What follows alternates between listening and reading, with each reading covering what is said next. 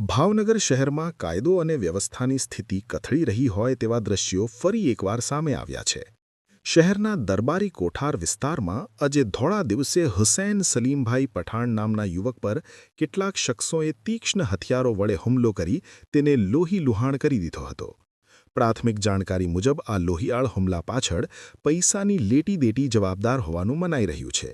હુમલાખોરો અને યુવક વચ્ચે નાણાકીય બાબતે બોલાચાલી થયા બાદ મામલો બિચક્યો હતો અને ઉશ્કેરાયેલા ઇસમોએ હુસૈન પર આડેધડ હથિયારના ઘા ઝીંક્યા હતા. હુમલામાં ગંભીર રીતે ઘાયલ થયેલા હુસૈનને તાત્કાલિક સારવાર અર્થે શહેરની સર ટી હોસ્પિટલ ખાતે ખસેડવામાં આવ્યો છે.